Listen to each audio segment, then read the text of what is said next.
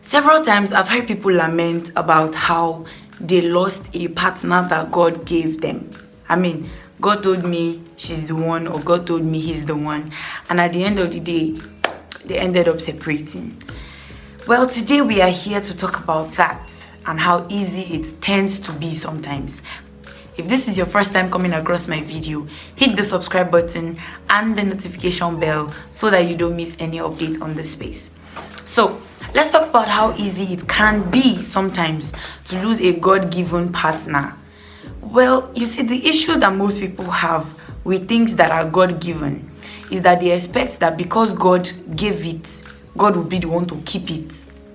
Yes, God is the one who is the ultimate keeper, so he's the one who will keep it, but he gives you the wisdom to keep it. That's how he keeps it.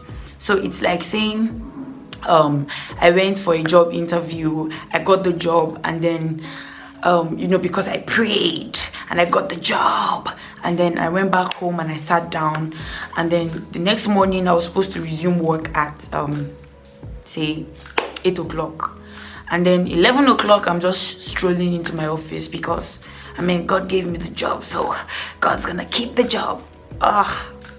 You will lose it. You will lose it. The thing is, the fact that God gave something to you does not mean that you don't have to work to keep it. You will work. Even Adam, that God created and kept in the Garden of Eden, he worked. Yes, he had work to do to keep the garden, to tend the garden.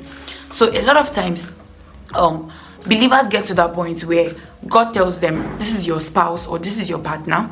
They go into a relationship and then they relax, feeling there's nothing for me to do because God gave me the partner, so God is going to keep the partner. I don't have to do anything to keep them. Relationships are a combination of two people. So it's two people coming together, two people learning each other, heading towards the same goal, right? So imagine you're going into a relationship feeling, I don't have to do anything. The person also feeling, I don't have to do anything.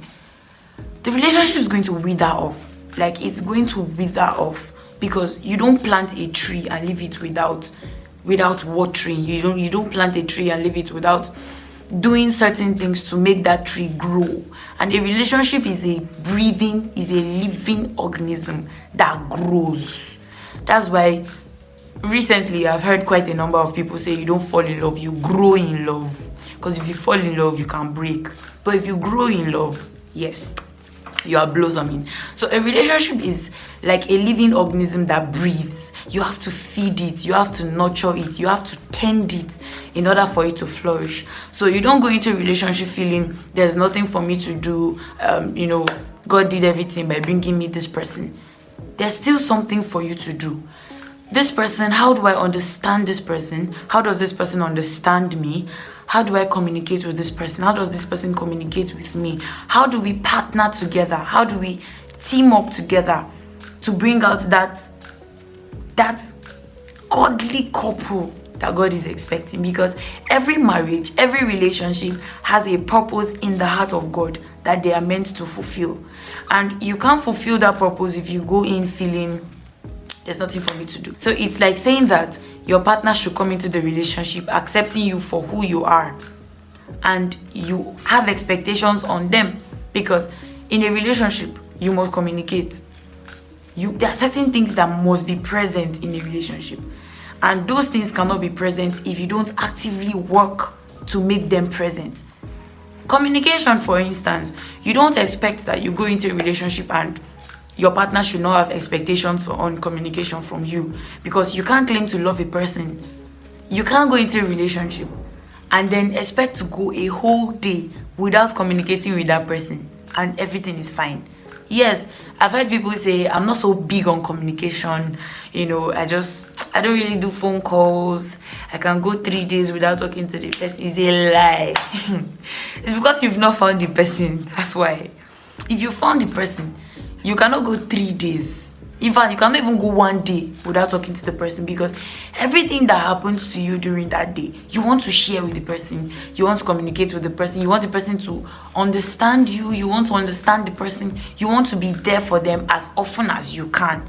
Because I've seen people who were doing macho man, and they got into a relationship, and I've seen Baba doing 3 hours on phone.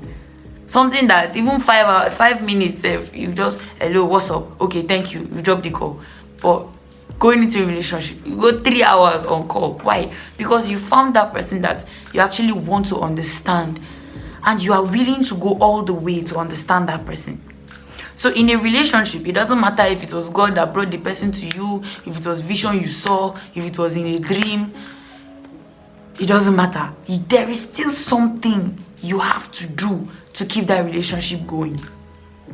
So I hope I've shed more light, so that you won't say, because God led me to this person, there's nothing for me to do to keep this person. There is something for you to do.